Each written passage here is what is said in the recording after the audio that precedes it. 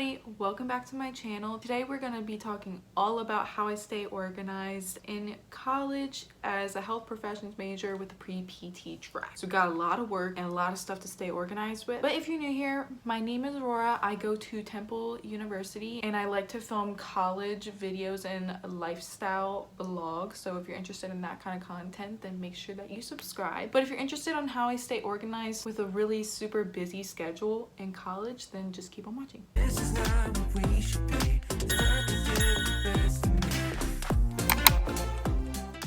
Okay, so like I said, I am a health professions major with a pre-PT track because I want to go to physical therapy school after I graduate from my undergrad. So we have a lot of work and a lot of stuff to study for. I take about 5 classes a semester. Those 5 classes could also be one class with a lab, recitation, and lecture, so I can have multiple classes in one. So my very first tip for you guys is to make sure that you have all of your syllabi handy. So I like to download mine on my computer or my iPad, so that way I always have it around. Or if you are not a tech person and you like to do more paper things, you can print them out. It's just good to have them for reference because they have a whole list of all of your assignments. They have all the information that you need for your professor contact or tutoring or any sort of questions that you might have. The syllabus says everything, so it's just good to have that handy. On the first day of class, even before class, as soon as you have access to your classes, make sure that you have your syllabi one way or another. So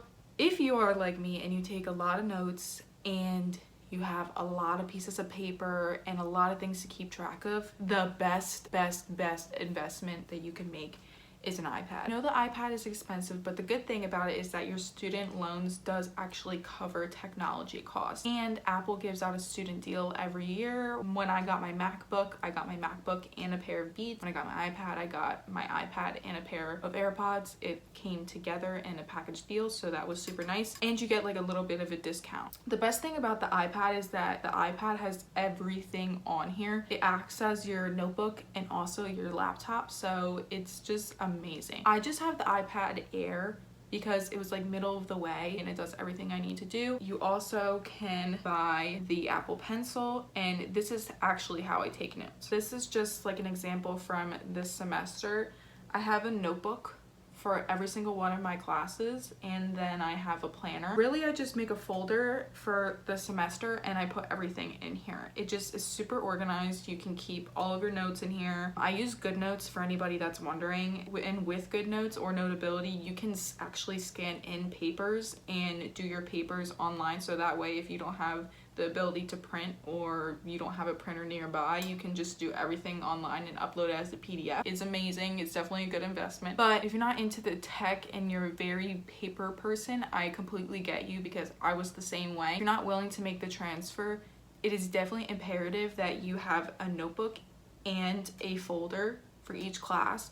But if it's more note heavy and more diagrams, I would suggest having a binder instead. Another thing that really helps me stay organized is having a planner. I love having a planner. I used to have a physical one, but I actually switched it over to my iPad. I made my own templates for it so that way I could have everything in one spot. I'm the one that usually forgets stuff, so I'll leave my planners places and it's just so annoying. So I like to keep everything in one spot. At the beginning of every single week, I like to do either Sunday or Monday, depending on how busy I am. I plan my entire week out. The reason why I do this is because I want to make sure that I have my assignments completed. And if there's some days that I can't do work, for example, if I have to go to my job, if I have to do some sort of extracurricular, or if I have lab, or if I have some other thing that I can't do a lot of schoolwork, I make sure that I plan my work around those days, so that way I have time to complete my assignments, but also I have the ability to do extracurricular activities. So at the beginning of every week, I make basically like a to-do list. Like I have all of my assignments listed here, the due dates, and if it's like textbook notes that I have to take, I break up the notes in sections so that way I don't have to write pages and pages and pages of notes in a day, and I can separate it between days. And the good thing about this is that you just have a whole overview of all the assignments that you need to do this particular week, and you can make sure that you find a day for each of it. So that's the first thing that I do. And then actually the next thing I do is I made this little I wonder if you can see it. I made a weekly planner. So that way it says Monday, Tuesday, Wednesday, and then it has all of my classes listed here. And then I just write down day by day what I would like to complete on these days. And again, if I have something important like I make sure that I plan around that day. Another thing that I like to add to my planner is when I have unit tests or big projects due, and I put it in a different color so that way I know that it's due ahead of time. But it would probably be wise if I plan it in my week to get started on it, so that way I'm not so overwhelmed with all of my assignments at once, because believe me, a lot of assignments at once makes me go crazy, and I'm sure it makes you go crazy. So you want to make sure that you have enough time allotted for bigger assignments. One thing that is so helpful is packing your backpack the night before, or just gathering your things on your desk so that way you can just shove it in your backpack the next morning. I am notorious for leaving stuff or forgetting stuff at my apartment, and I'm so bad at it. So I like to make sure that either the night before or the morning I have all of my stuff together, and I make sure that I have everything, especially for lab, because I have a lab coat, I have a lab manual, I have lab papers, I have my goggles. I make sure that I have everything around the same spot so that way I can just put it in my backpack and I won't forget anything. One of the best tips I could give you is make sure that your workspace is clean. I cannot work in a messy room, hence why my bed is made. There's nothing on the floor and my desk is clean. I make sure everything in my workspace is clean. This isn't like an organizational tip, but it's kind of like a study tip that I like to use. If you are one that gets super distracted with noises, or just like, I don't know, you get super sidetracked. If you have Spotify, I don't have Apple Music, but if you have Spotify, they have this playlist called Brain Food. And basically it's just like electronic-y music, because that's what I like to listen to. Classical and that kind of stuff makes me want to sleep. So I like to listen to more like upbeat things but without words, and I put my beats on so all I can hear is that noise and I can focus on that noise. But I really recommend listening to music that has no words because it helps you stay focused. It helps me stay organized, so I wanted to share that in case you guys have a problem focusing. One thing that is super important to help you stay organized and stay focused at college is to make sure that you're taking breaks and you have the time for self-care. I can't tell you how many times that I've been so overwhelmed with my work and I just keep going and I'm burned out, and there's just that whole day wasted because I don't feel like doing anything. I didn't take any time to relax. So make sure when you're studying for long periods of time, you take breaks in between. Like you study for 25 minutes and then you have a 5-minute break to do whatever that's not study related. Make sure that you're taking those breaks. And also, if you're really overwhelmed and you're feeling stressed, plan out your week so that way you can have at least one day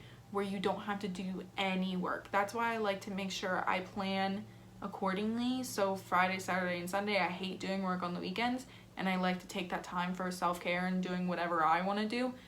So I make sure that I set out that allotted time so I have that ability for self-care, and also just to take a break. Being in the science field, or just like anything sciencey in general, is so much work and there's so much stuff you have to know and to remember. So just having one to refresh, to take time, and to not worry about anything school related is the only way you're going to stay organized and you're gonna stay focused and on top of all your work. The last tip that I have for you guys in order to stay organized and make sure you have everything together is color coding and making sure that you label your notes correctly and accordingly to whatever subject it is and whatever it's on. What I make sure to do is to write the subject of what the notes are for, the date that I'm writing them, or approximately like whatever date that I'm writing on, the chapter, the notes that I'm taking, and the chapter number. This is super important because in the iPad you can actually, there's like a search function that you can search like chapter 16